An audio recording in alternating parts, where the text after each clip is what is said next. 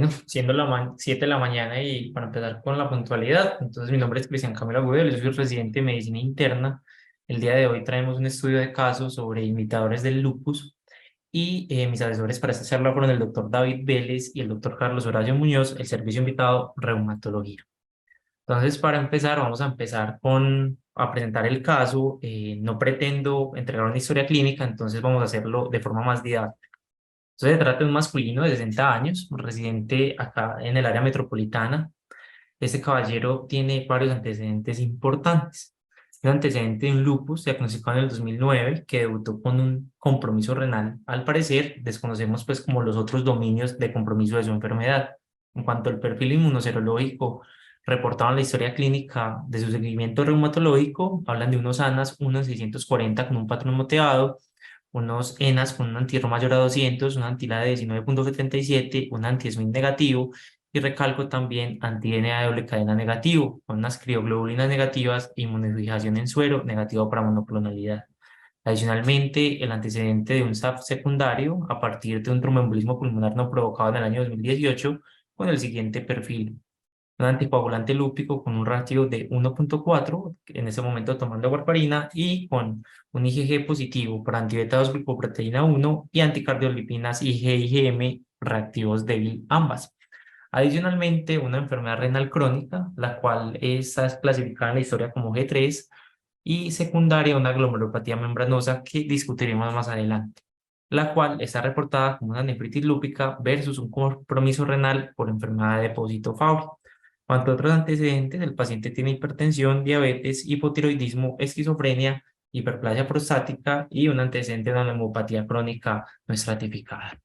Entonces, en cuanto a sus manejos, aquí es importante que él está recibiendo acetoprina 50 miligramos cada 24 horas, prednisolona 10 miligramos cada 24 horas. Previamente había estado expuesto o consumiendo hidroxicloroquina para el control de su enfermedad autoinmune y estaba anticoagulado con warfarina. Y pueden visualizar ahí el resto del control de sus comorbilidades. En cuanto a antecedentes quirúrgicos, una laparotomía exploratoria preferida por arma cortopunzante, extabaquismo hasta hace 15 años con un IPA aproximado de 7,5 paquetes año, y había estado hospitalizado hace 3 meses en otra institución por una hemorragia digestiva, donde reportaban en la historia una endoscopia y una colonoscopia normal. Entonces, el paciente consulta por 3 semanas de melenas y rectorragia asociadas a síntomas generales. Él estaba hospitalizado en otro lugar donde documentan anemia grave, realizan transfusión y estudios endoscópicos digestivos. Finalmente, allá no consideran que encuentran una causa de sangrado y lo remiten para la realización de una cápsula endoscópica. Por otro lado, en cuanto a la revisión por sistemas, el paciente refería síntomas positivos de boca seca y ojo seco, adicionalmente aftas orales en mucosa de los carrillos. Desde el 2018 venía presentando deterioro de su clase funcional con un hija actual de 3 y ortopnea. Adicionalmente, parestesias en plantas de 1 año de evolución. El resto de la revisión por sistemas era negativo. En cuanto a las ayudas diagnósticas que habían realizado allá, destacaba pues una endoscopia con una gastritis en el central y una colonoscopia con hemorroides internas, grado 1, sin otras lesiones sugestivas de sangrado. Al examen físico era un paciente que ingresa en buenas condiciones, algo hipertenso, destaca la presencia de conjuntivas pálidas, era edéntulo superior e inferior con una paratidomegalia izquierda, a la auscultación cardiopulmonar sin hallazgo de importancia, tampoco la exploración abdominal, no presentaba adenopatías en ninguna localización, no signos clínicos de artritis o sinovitis, y en piel presentaba una cicatriz atrófica hiperpigmentada de 4 por 4 centímetros en el tercio distal de la pierna izquierda y anotaban reflejos disminuidos en miembros inferiores. En cuanto a este enfoque por problemas que vamos a realizar, vamos a discutir primero este sangrado digestivo y ya iremos desarrollando. Entonces, una videocápsula endoscópica institucional que concluía que encontraba signos de esofagitis erosiva grado A, una gastropatía eritematosa y finalmente pues la mucosa del intestino delgado era de aspecto normal y sin lesiones sugestivas de sangrado. En cuanto al hemograma y sus tiempos de coagulación por su antecedente de warfarina y sangrado, recuerden que ya había sido transfundido, viene con una hemoglobina de 10, destaca en este hemograma la presencia de linfopenia y una ferropenia importante. Con un INR 1,17 ya la warfarina se había suspendido previamente. Con todas las evaluaciones, pues como pertenece del paciente, se concluye que el paciente realmente tiene una hemorragia gastrointestinal visible por presencia de rectorragia y anemia. La endoscopia y los estudios del intestino medio por la biocápsula no muestran lesiones sugestivas de sangrado. Sin embargo, pues la colonoscopia y habiéndose descartado otras causas, se documentaron hemorroides internas que estaban sangrando potenciadas por la acción de la warfarina. Por tal motivo, gastroenterología consideró rectosigmoidoscopia con ligadura de las mismas sin presentar complicaciones ni recurrencia del sangrado. Adicionalmente, pues el paciente fue valorado por reumatología para el control de sus comorbilidades y destaca lo siguiente. Se interroga el diagnóstico de lupus por las siguientes consideraciones. La positividad de los ANAS es muy inespecífica, no tiene ENAs específicos para lupus y los anti-DNA son negativos, y en el 2016 se documentó una glomerulonefritis membranosa que sin claros hallazgos que sugieran que fueran secundarias a un lupus. Adicionalmente, la presencia de síntomas orales y secos y la positividad de anti-ROP sugieren un síndrome de Sjögren, por lo cual se solicitó el concepto de oftalmología y la biopsia de glándula salival. En cuanto a la subglomerulopatía y su síndrome antifosfolípido, por la antecedente de la glomerulopatía membranosa y como quedaban dudas sobre el perfil inmune, se consideró que posiblemente haya sido un síndrome. En este momento se planteaba la posibilidad de un síndrome nefrótico como causa de un estado de hipercoagulabilidad y tromboembolismo pulmonar. Entonces, esta valoración fue previa a estos resultados que les voy a presentar. Entonces, ya con los resultados institucionales, destaca la presencia de unos ANA 1280 con un patrón granular fino AC4, unos anti-SMID negativos, un anti-RO mayor a 200 y un anti-LAN 116 con anticuerpos anti-DNA de doble cadena negativos. Y hipocomplementemia C3 y C4 pues por debajo, ligeramente por debajo del límite inferior de la normalidad, con un factor reumatoide francamente positivo, una BCG relativamente normal. En cuanto al perfil del SAF, miren que pues no teníamos confirmación a las 12 semanas, se habían pues como dudas. El ratio con el test de veneno de víbora de Russell era negativo. Destacaba aquí un IgG positivo anticardiolipina y unos IgG beta-2 glicoproteína 1 también positivos.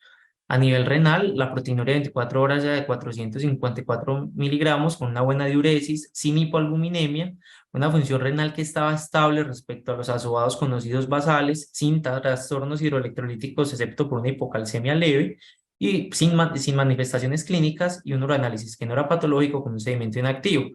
A nivel infecto contagioso, pues destacaba la presencia de una primera prueba de ELISA positiva para VIH. Sin embargo, se realizó una segunda prueba de anticuerpos, la cual era negativa, y la carga viral fue negativa. Aquí destacaba la presencia de una linfopenia de CD4, que por estos resultados se consideró un falso positivo de la primera prueba y se descartó VIH en conjunto con infectología. El resto de los hepatotropos, virus de la hepatitis B, C y sífilis eran negativos. Finalmente, pues la electroforesis de proteínas no mostraba monoclonalidad.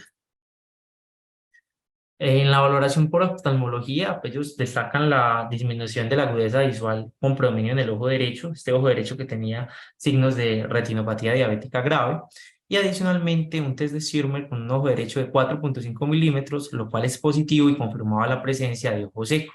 Adicionalmente, oftalmología en su nota destaca la ausencia de córnea verticillata respecto a su antecedente de síndrome de Fabry o enfermedad de Fabry. Entonces, reumatología, pues con estas valoraciones y con los resultados, vuelve a valorar el paciente y manifiestan que pues definitivamente se descarta lupus, ya que no hay anticuerpos ni manifestaciones específicas de la enfermedad, no cumple criterios para considerar SAF trombótico y finalmente tiene un síndrome de Sjögren por síntomas secos, una confirmación objetiva, antirro positivos, y estaba pendiente la biopsia de la glándula salivar menor. Finalmente, se deja que el síndrome nefrótico fue el causable del tromboembolismo pulmonar, y por reumatología en este momento se considera que no requiere cambios en la estrategia de inmunosupresión. Vascular periférico considera que se trata de un TEPNO provocado, pues su patología renal estaba estable en el momento de presentar el tromboembolismo pulmonar y deja dosis reducidas de apixaban para disminuir el riesgo de recurrencia. El compromiso renal lo discutiremos en una de las secciones de acá, lo vamos a dejar un poco aislado por temas didácticos. Entonces, en cuanto a las metas de aprendizaje, la primera sería comprender las manifestaciones sistémicas en síndrome de Sjögren y su perfil inmunológico, reconocer la posibilidad de Sjögren en ausencia de síntomas secos o cuando estos no son predominantes, la búsqueda de claves diagnósticas para diferenciar síndrome de Sjögren y lupus, y entender cómo se da el compromiso renal del síndrome de Sjögren. Entonces, el síndrome de Sjögren pues, es una enfermedad autoinmune frecuente con manifestaciones que pueden ser variables, variando desde una enfermedad autoinmune que es organoespecífica con el compromiso glandular, una enfermedad autoinmune con manifestaciones multisistémicas o, en el peor de sus escenarios, complicada con un trastorno linfoproliferativo. En cuanto a la presentación clínica, la presencia del síndrome seco va a ser muy importante y reportada hasta el 98% de todos los casos. Estos síntomas en ocasiones son difíciles para reconocer tanto para el clínico como para el tratante, como el médico tratante, y pues los síntomas más importantes son la adherencia a la comida en la boca, las dificultades para hablar, la disfagia, la enfermedad periodontal, la quilitis angular o incluso los episodios de candidiasis oral o la percepción clínica simplemente de tener la boca seca. En cuanto a los síntomas oculares, la fotosensibilidad, el eritema, la disminución de la agudeza visual y en casos más complicados o más severos, la blefaritis, la keratitis o las úlceras corneales, y finalmente otros síntomas secos en piel como la cerosis, la resequedad bronquial con la tos crónica, con tos seca crónica, y en las mujeres se puede presentar dispareunia y prurito vaginal. Sí, y aquí recordar que estos pacientes pueden presentar edema de glándulas parotidias de forma recidivante. Después de tener un síndrome seco, lo que es, y si pienso en enfermedades Sjögren, debería ser una confirmación objetiva. A nivel lacrimal, tenemos el test de Schirmer, que es positivo cuando sea menor de 5 milímetros en 5 minutos en el papel de filtro, en al menos un ojo, y están las pruebas de tinción ocular que buscan evaluar el tejido epitelial disecado por la resequedad. Se hace con la tinción de verde de lisamina y la tinción de fluoresceína y es positivo si se encuentra por oftalmología un puntaje mayor o igual a 4 por el método de Westerveld y mayor o igual a 5 por el método de la Sociedad Internacional para el Estudio del Síndrome de Sjögren.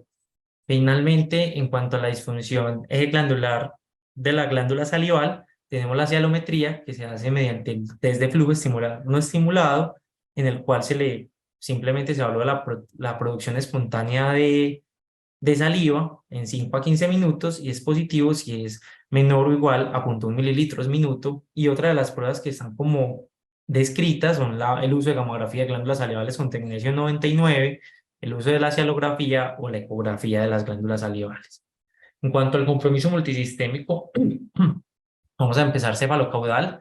A nivel del sistema nervioso central se puede presentar como una enfermedad focal o difusa, destaca puede presentarse como causa de meningitis crónica séptica, con también una enfermedad similar a la esclerosis múltiple con lesiones de la sustancia blanca, con parálisis de pares craneales, incluso con paquimeningitis y como manifestaciones más importantes. A nivel de la médula espinal se puede presentar como una enfermedad del espectro de la neuromielitis óptica, presentando mielitis transversa o longitudinalmente extensa en un porcentaje pequeño en los casos. A nivel pulmonar se pueden presentar como una enfermedad pulmonar intersticial, donde más reportado en la literatura se encuentra una neumonía intersticial no específica, pero también manifestaciones un poco más específicas como la neumonía intersticial linfocítica o incluso neumonía intersticial usual o neumonía en organización.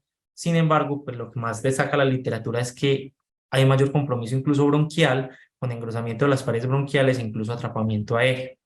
A nivel renal se puede presentar con compromiso glomerular o tubular, que desglosaremos un poquito más adelante. Y a nivel del sistema nervioso periférico nos podemos encontrar con múltiples manifestaciones, desde una neuropatía sensitiva axonal, sensorio-motora axonal, enfermedad de fibra pequeña o incluso como neuritis múltiple en el contexto de una vasculitis crioglobulinémica.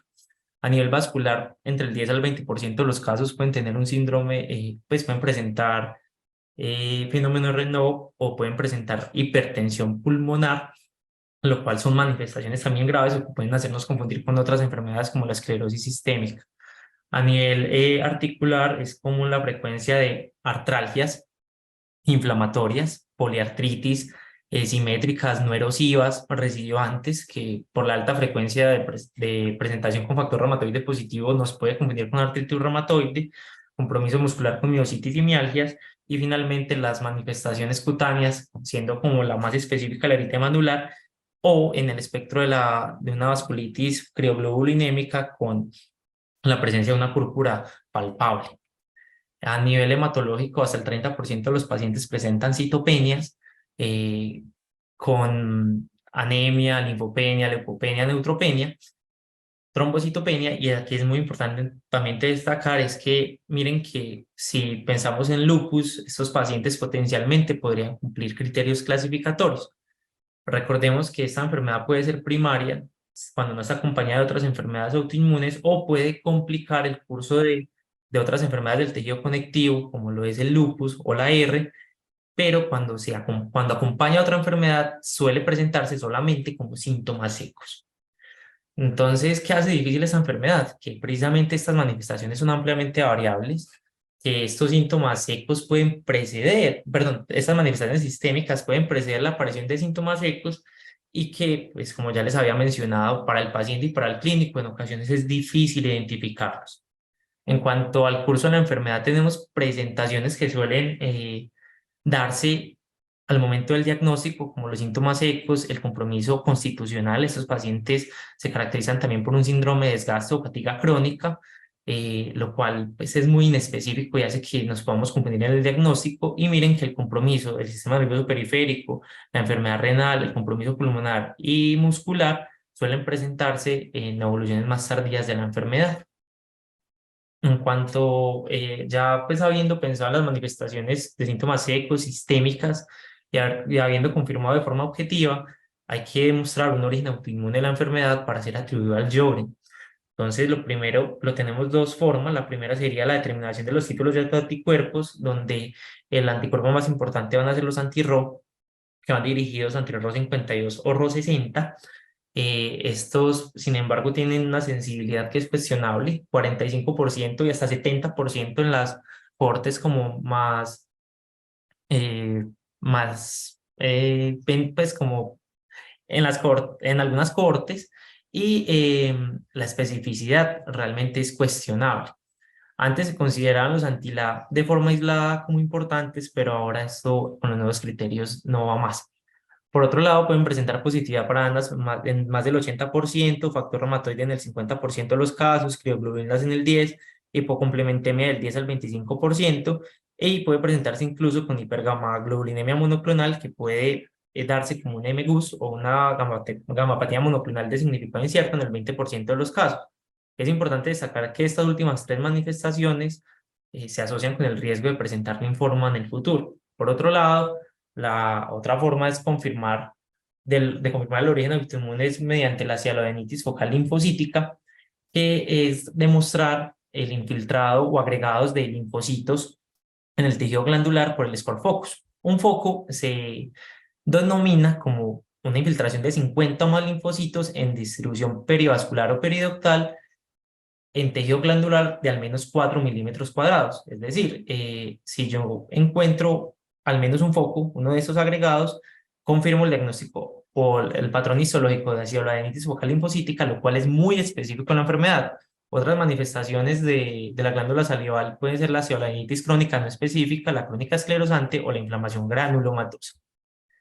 Entonces, en cuanto a los criterios diagnósticos, en este momento contamos con los de ACR Euler del 2016, que se basan en la evidencia objetiva de un síndrome seco ocular y oral secundario a una disfunción glandular de origen autoinmune. Para reunir los criterios, entonces se demuestra el origen autoinmune con los anticuerpos o la cialodenitis focal y la confirmación objetiva con las tinciones oculares, el test de Schirmer o el flujo no estimulado, que ya le hemos hablado. Son clasificatorios y tenemos un score igual o mayor a 4. A diferencia de los criterios anteriores, lo que les decía, son importantes que ya no tienen en cuenta los anti-La y que los anteriores pues preguntaban o tenían en sus criterios las manifestaciones secas. Sin embargo, aquí ellos intuyen que si estamos clasificando a un paciente es porque tiene manifestaciones secas. Y en cuanto a estos criterios, tienen unos criterios de exclusión con otras enfermedades que presentan alteraciones paraclínicas o histológicas similares, como es la antecedente de radioterapia, la infección activa por el virus de la hepatitis C con una PCR positiva, SIDA, sarcoidosis, amiloidosis, enfermedad injerto versus huésped y enfermedad por IgG4, donde el diagnóstico diferencial corresponde al clínico. Entonces, finalmente, pues hay una variedad de este síndrome, que es el síndrome de Sjögren oculto, el cual, el cual trata de documentar, el cual es cuando estas manifestaciones secas están ausentes o no son predominantes. Entonces, como unos tips que encontré son estos. Es sospechar la enfermedad a través de un compromiso sistémico con esas manifestaciones clínicas que no cuadran como para otra enfermedad del tejido conectivo. Si yo estoy pensando en unos Sjögren y creo que el paciente puede tener un compromiso glandular subclínico, puedo mandarle los test objetivos. Y finalmente, pues buscando un compromiso inmunoserológico que sea compatible con la enfermedad. Esta tríada es muy mencionada en la literatura: citopenias, PSG elevada e hipergamaglobulinemia. Sin embargo, está presente solo en el 30% de los casos, y destaca pues que está BCG elevada con una PCR baja e hipocomplementemia. Y ya, pues con las otras manifestaciones que les he ido hablando a lo largo, pues como de la presentación, con un factor reumatoide positivo, con crioglobulinas positivos, y también describen beta-2 microglobulina alto. Y el último paso, pues sería buscar uno de los dos criterios que son obligatorios para confirmar la enfermedad, que es la cialodenitis focal linfocítica por la biopsia de la glándula salival o los anticuerpos anti-R. Entonces, en este momento el doctor Carlos Horacio no nos pudo acompañar. Sin embargo, pues él nos acompañó desde desde la distancia. Bueno, ya habiendo llegado a este punto, la pregunta para el experto es la siguiente: ¿cuándo se deben solicitar estudios de disfunción glandular subclínica y biopsia de glándula salival en ausencia de síntomas secos? Buenos días. Bueno, lo primero es que, digamos que frente a una sospecha de un síndrome de Sjögren o cualquier enfermedad reumatológica o enfermedad en general, pues partimos de una sospecha clínica, ¿cierto?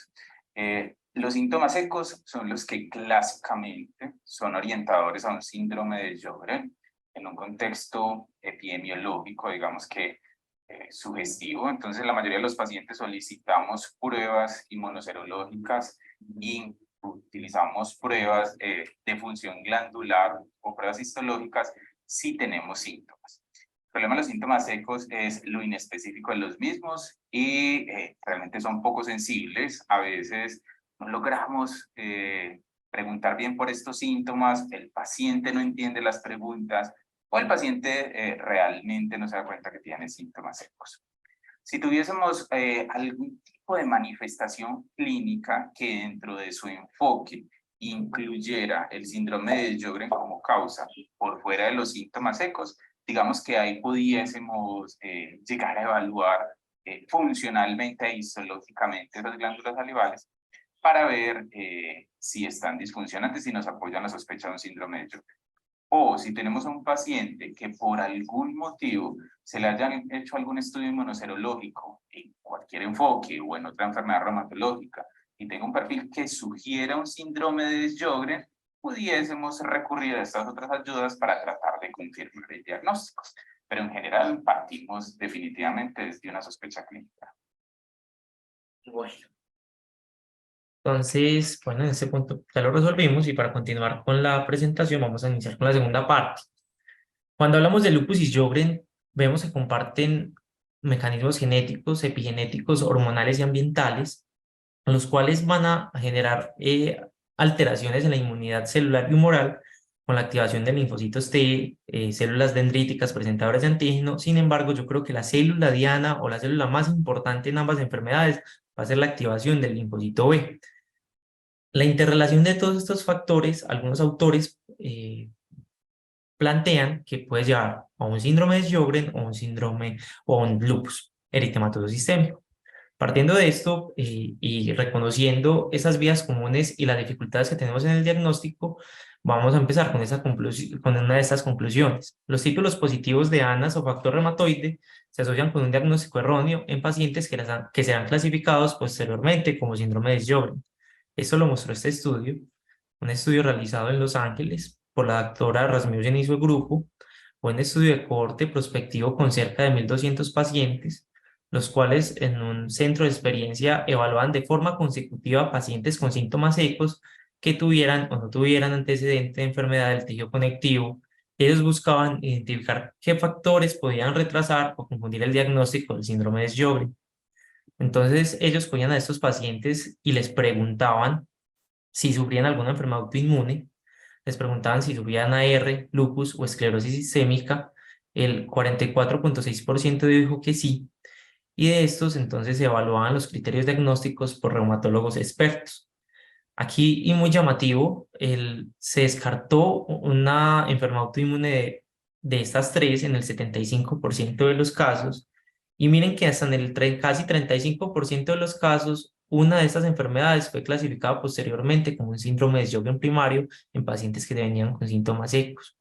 Y solo se confirmó el restante, pues en un 25%, con un 17% de sobreposición de síndrome de Sjögren con la enfermedad autoinmune que se confirmó posteriormente.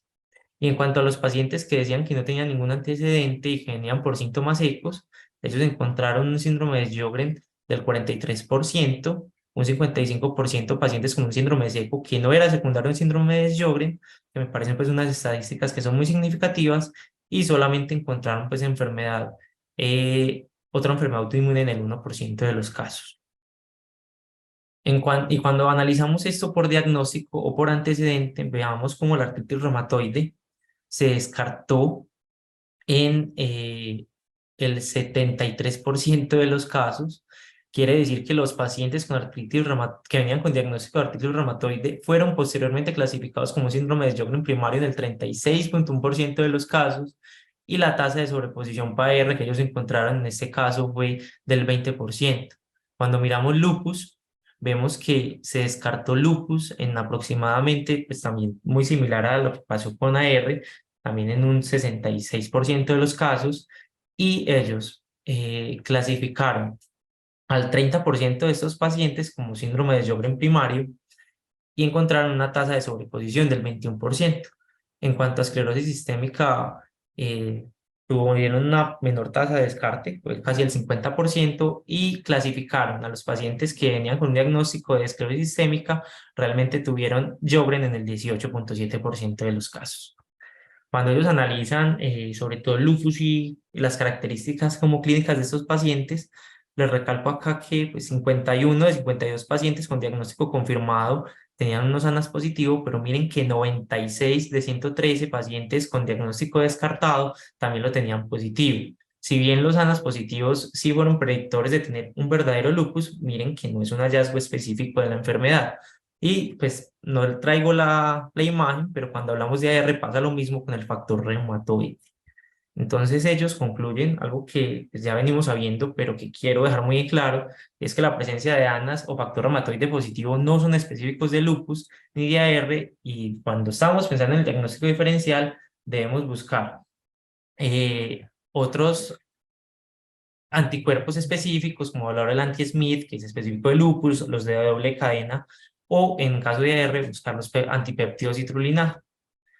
Este otro estudio me pareció también muy interesante, fue un estudio realizado en París en un centro pues como de experticia. Ellos lo que querían evaluar era cómo le iban a los criterios de la ACR Euler del 2019 contra ACR 1997 y SLIC para diferenciar lupus de síndrome de Sjögren. Entonces ellos lo que hicieron fue que tomaron 33, se tomaron entonces un grupo de 44 pacientes con lupus diagnosticado por reumatólogo, 49 pacientes con síndrome de Sjögren primario que cumplían los criterios que les mostré ahora de la CR regular del 2016, y la presencia de la sobreposición con la evidencia de estos criterios y con el diagnóstico de lupus con un reumatólogo. ¿Y ellos qué encontraron? Cuando evaluamos estas características de los criterios de la ACR Euler del 2019, ellos encontraron que la presencia de manifestaciones cutáneas como fotosensibilidad, pues el lupus agudo, subagudo, crónico, fue más presente obviamente en los pacientes con lupus, lo mismo que la alopecia, la pleuritis o la serositis. Miren que ningún paciente con síndrome de Sjögren que había clasificado presentó serositis. La sinovitis también fue más frecuente en los pacientes con lupus, tuvieron mayor grado de linfopenia y mayor inflamación sistémica por PCR, mientras que los pacientes con Sjögren tuvieron mayor frecuencia de mialgias y de tos. Cuando analizamos el comportamiento inmunoserológico de estos pacientes, vemos que los pacientes con lupus fueron positivos en el 97, en el 98% de los casos, los pacientes con síndrome de Sjögren en el 73% de los mismos y la sobreposición en el 96%. Acá algo muy importante y que quiero que se graben, miren que ningún paciente con síndrome de Sjögren primario presentaba positividad para anticuerpos anti-DNA de doble cadena o anti-Smith, y miren que la sobreposición, la presencia de anticuerpos anti-DNA de doble cadena fue muy importante, presente en el 100% de los casos. Por otro lado, la positividad por factor reumatoide fue mayor en los pacientes con síndrome de Sjögren.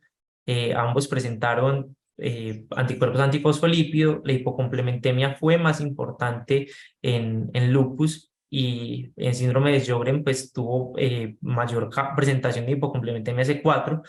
Probablemente esto se deba a que estos pacientes también presentaban crioglobulinas. La hipergamaglobulinemia fue muy común en los dos. Y miren aquí otra pista muy importante, y es que el compromiso glomerular con la proteinuria mayor a 500 miligramos o los cilindros, pues los criterios que ya conocemos, fue mucho más presente en los pacientes con lupus y en ningún paciente con síndrome de Sjögren. Cuando hablamos del rendimiento de los criterios, miren que los criterios de la CR Euler del 2019 clasificaron erróneamente el 4,2% de los pacientes con síndrome de Sjögren como si tuvieran lupus. Entonces, eso es pues como muy importante, y eso podría mejorar el diagnóstico. Esta finalmente es una revisión narrativa de la literatura, donde estos autores recogen estos datos. No es una revisión sistemática ni un metaanálisis, simplemente es una revisión narrativa, pero me pareció importante. Miren aquí nuevamente, voy a ser muy enfático: 70% de los pacientes con Sjögren tienen ANAS positivos versus el 99% con lupus. Los anti-RHO, miren que no son para nada específicos, hasta el 40% de los pacientes con lupus tienen anti-RHO positivo. Ninguno de los pacientes, otra vez, no tiene ni anti-DNA de doble cadena ni anti-Smith. Factor reumatoide hasta el 74% de los casos de síndrome de Sjögren contra el 30% contra los pacientes de lupus.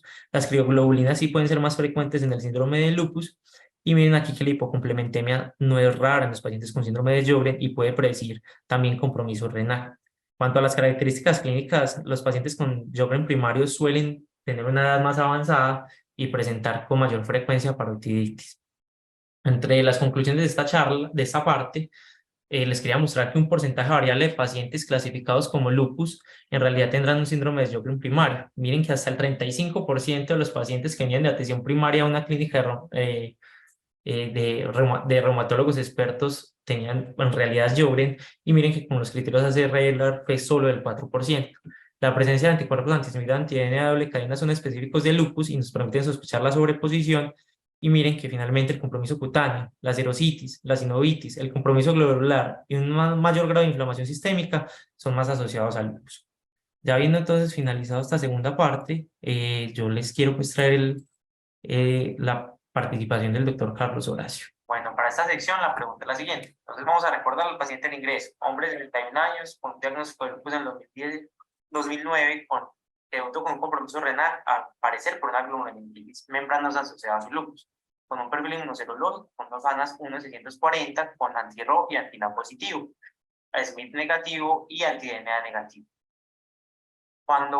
Si vamos a clasificar a este paciente con los criterios de la CR Euler del 2019, tiene 14 puntos, por lo cual sería fácil ante el clínico no experto dejar a este paciente con el diagnóstico de lupus. Entonces, mi pregunta para el doctor Carlos Horacio es: ¿cuáles son los mensajes que nos deja este caso y qué claves podría usar el médico no reumatólogo en el diagnóstico diferencial? Ok, entonces, pues los mensajes son muchos. Este es un caso supremamente interesante en cuanto al enfoque.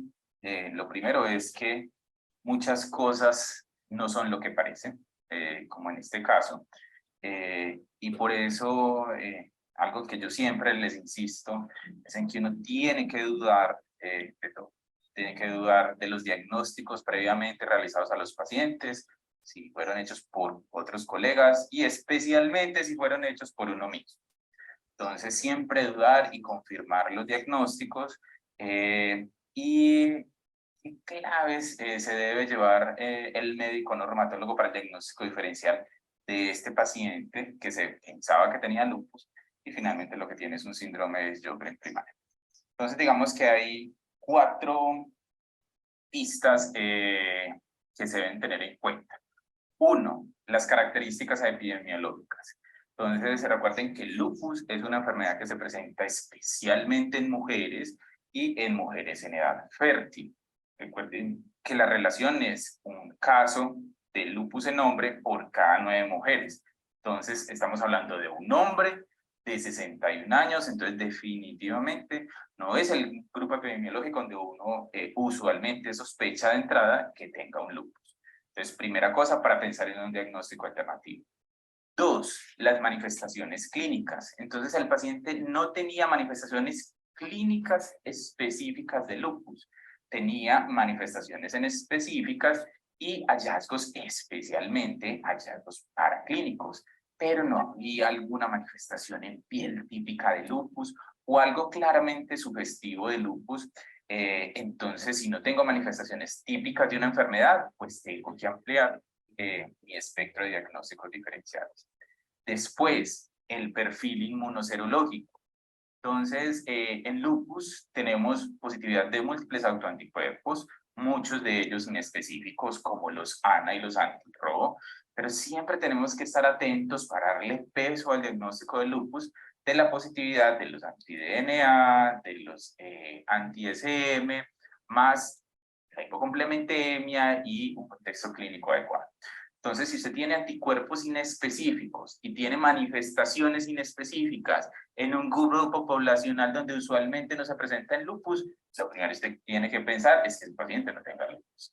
Y tiene que pensar en diagnósticos alternativos que den este tipo de manifestaciones. Y finalmente, las características histopatológicas de la biopsia renal, que posteriormente hablaremos como un poco sobre eso. Bueno, entonces, para finalizar esta discusión académica, vamos a hablar del compromiso renal. Entonces, en cuanto al compromiso renal de este paciente, tenía una biopsia del 2014, en el cual solo tengo los datos de la inmunofluorescencia, o solo estaba reportado IgA, IgM y C1q negativos, positividad granular para IgG subepitelial difusa con trazas de C3. En cuanto a las subclases de inmunoglobulina G con predominancia de IgG4. La conclusión del patólogo es una glomerulonefritis membranosa, estadio 2. Aquí es muy importante recalcar, y lo veremos en la siguiente biopsia, es que acá miren que la nefritis lúpica sí está muy asociada a una glomerulopatía membranosa. Sin embargo, esta biopsia en particular no tenía un patrón full house o una inmunofluorescencia positiva para todas pues positiva para todo, entonces, y es muy importante también saber que presentan mucha positividad para C1q. Entonces, esta glomerulonefritis membranosa que fácilmente un médico no experto o un clínico no experto podría atribuir al lupus, pues no es tan sugestiva por su perfil de inmunofluorescencia. Finalmente tiene una biopsia del 2015. Esta biopsia, entonces, hallazgos tubulares los quiero destacar mucho: fibrosis intersticial y atrofia tubular con inflamación mononuclear localizada en estas áreas. En cuanto a los hallazgos glomerulares, glomerulomegalia, unas membranas basales capilares periféricas con proyecciones espiculares o spikes. En la inmunofluorescencia, positividad para IgG, IgM, IgA, C3. Sin embargo, C1q estaba negativo, lo cual tampoco lo hace sugestivo de lupus, no cumple con un patrón full house. Y en la ultraestructura, una membrana basal con engrosamiento difuso, con microesférulas, y en las células epiteliales los podocitos con fusión de sus procesos, transformación vellosa, y vacuolización con vacuolas de aspecto cebroide, que también quiero que se lo graben. El mensaje presentaba proliferación celular y expansión de la matriz. El diagnóstico de esta biopsia entonces son cambios compatibles con un patrón membranoso del tipo infolding glomerulopathy con fibrosis intersticial y tubular leve. Aquí quiero destacar esta parte porque miren que este paciente tenía un compromiso también tubulo intersticial. Y los cambios demuestran entonces una cantidad de microesférulas intramembranosas que simulan una glomerulopatía membranosa. Con esta biopsia, nefrología bioinstitucional, ellos hablan de que esta alteración podocitaria y con las vacuolas de aspecto cebroide y las microesférulas fueron lo que llevaron a sospechar enfermedad de Fabry. En ese momento no era muy claro si se había confirmado o no, y que el compromiso glomerular se corresponde con infolding glomerulopathy. El uranálisis está sin actividad, una proteinuria menor a 500, una enfermedad renal estable, sin hipoalbuminemia, por lo cual no requería tratamiento inmunosupresor y se solicitaron los antiplados R.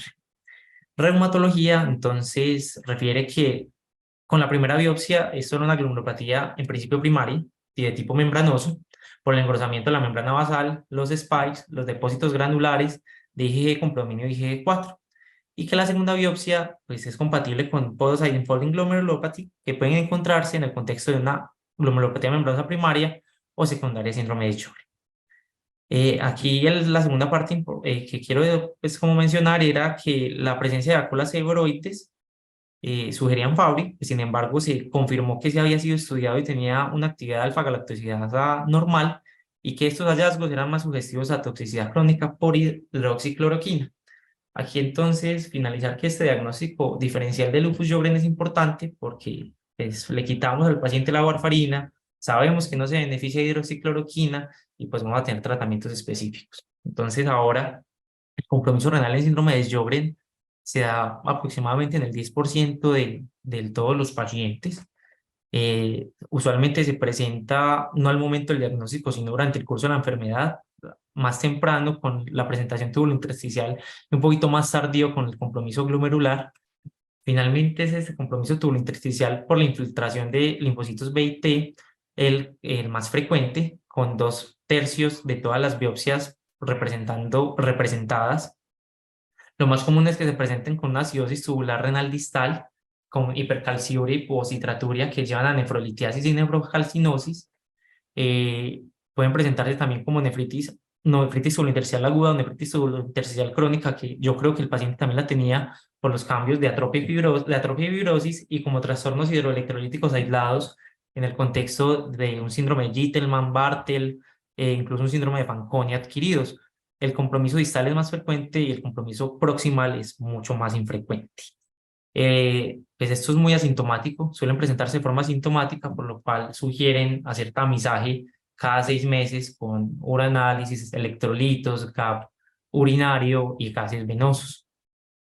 Otra de las presentaciones entonces del compromiso glomerular, solo un tercio de todos los casos, que se da por el complejo de depósitos inmunes en el contexto de crioglobulinemia, que ya vamos a ser más específicos.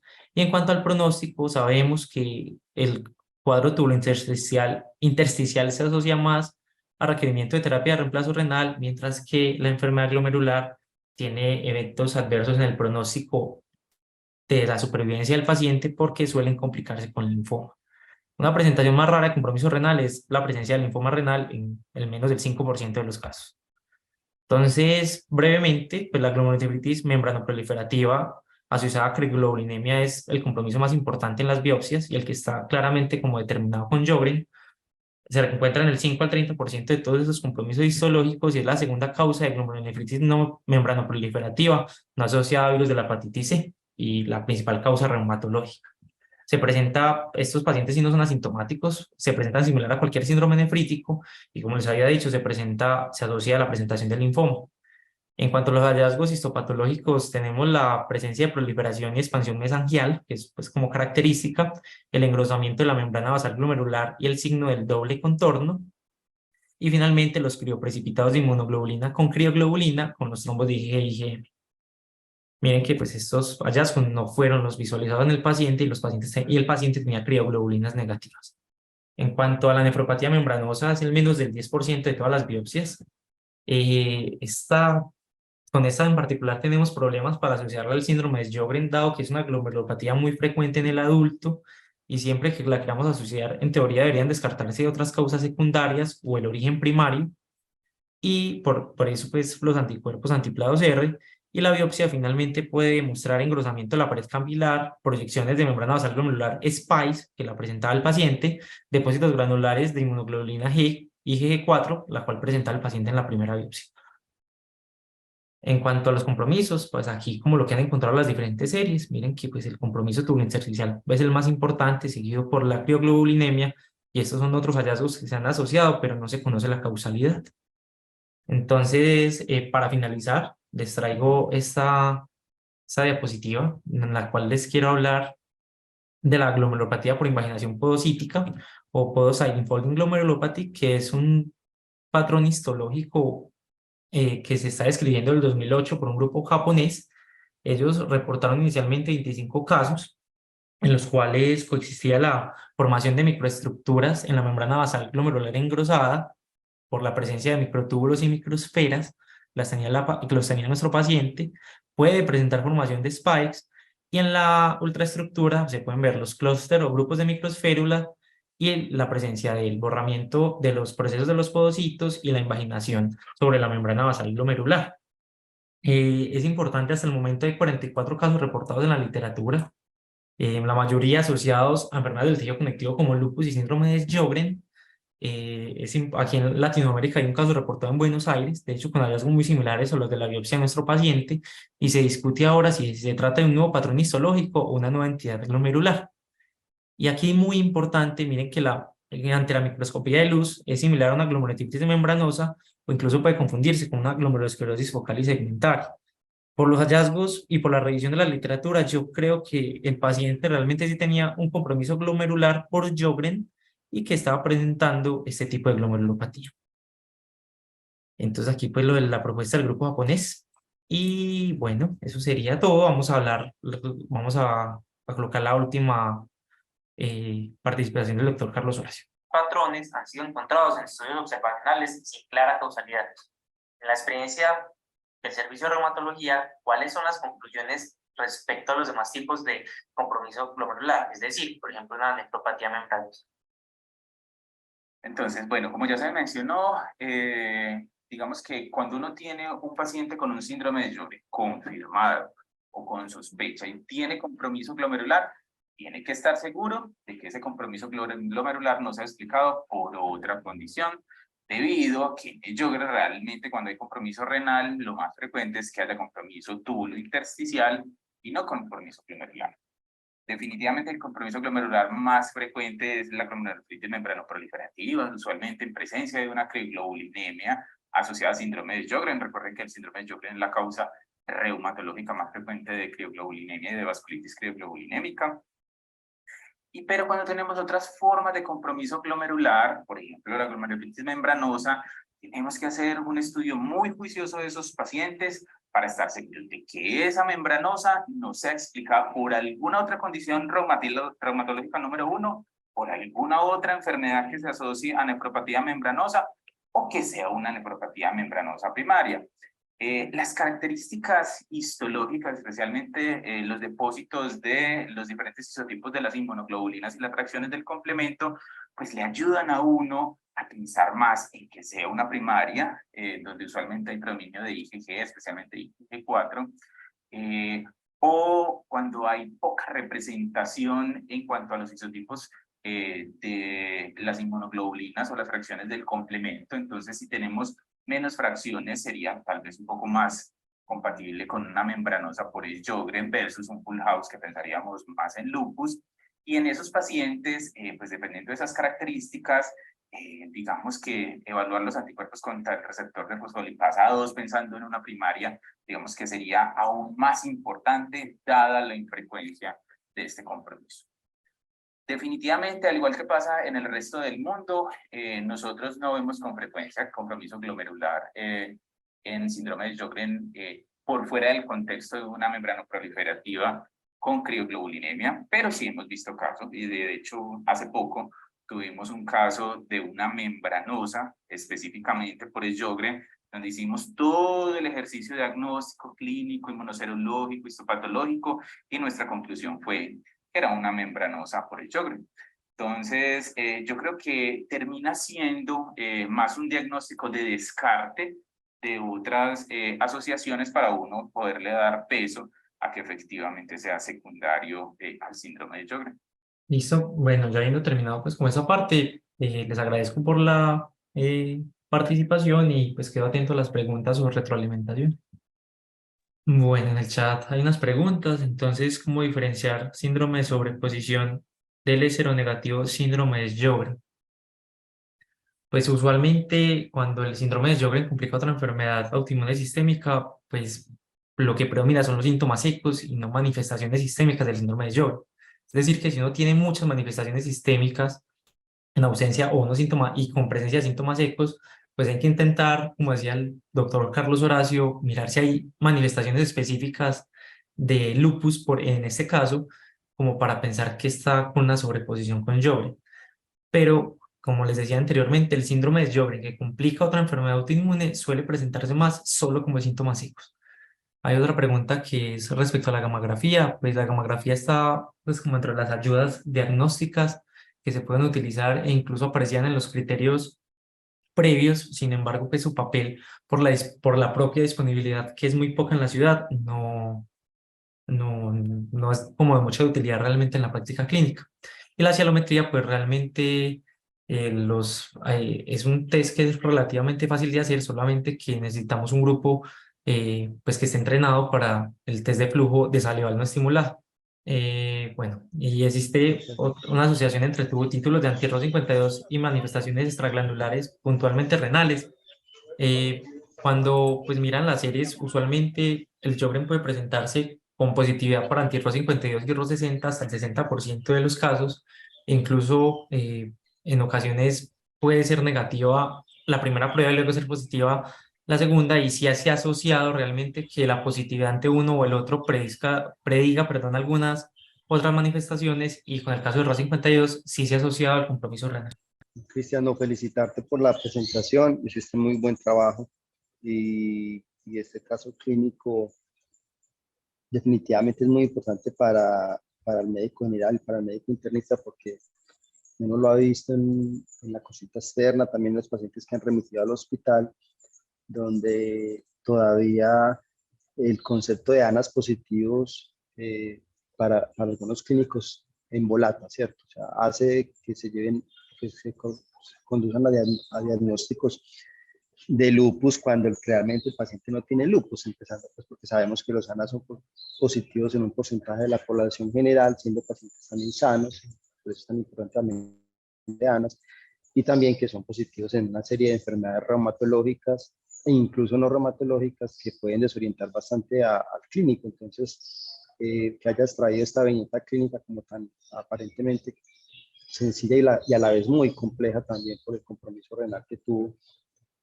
y que nos hayas dicho todas estas perlas tan interesantes, como el anti-NA, el complemento, el anti-SM, puede ayudar a reforzar el diagnóstico de lupus, y cómo en la ausencia de estos incluso pues, allá en contra de esta entidad, y hay que pensar en otras entidades, especialmente cuando hay otros parámetros alterados. El preguntar muy bien por los síntomas secos, saber que los pacientes a veces no relatan estos síntomas. Precisamente ayer en la consulta tuve un paciente que ingresó, consultó fue por síntomas generales, o sea, incluso hasta pensé que tenía una infección viral porque llevaba 5 días con síntomas muy generales, pero paralelamente ya al hacer la revisión por sistema relató algo de pérdida de peso, relató artralgias de más o menos un año de evolución, y empecé a preguntarle, ya no lo iba a decir, si yo no le preguntaba eso ya no lo iba a mencionar, le empecé a preguntar por síntomas secos, tratando de no inducir mucho la respuesta, y la verdad lo relató de una forma muy clara cuando ya se los pregunté. Entonces yo creo que el mensaje que vos, la semilla que nos está sembrando, yo creo que quedó muy bien, hermano. Yo te felicito, de verdad que hiciste un excelente trabajo y esta charla le va a servir a muchas personas, de verdad que ese es el objetivo, ¿cierto? Te agradezco bastante por el esfuerzo que hiciste y también por solventar los problemas que tuvimos para que Reumatología participara. Quedó perfecto lo que realizaste. Listo, profe, no, muchas gracias. Igual por la asesoría. Usted también le dedica tiempo realmente a las actividades. Muchas gracias. Hasta luego, que estén muy bien.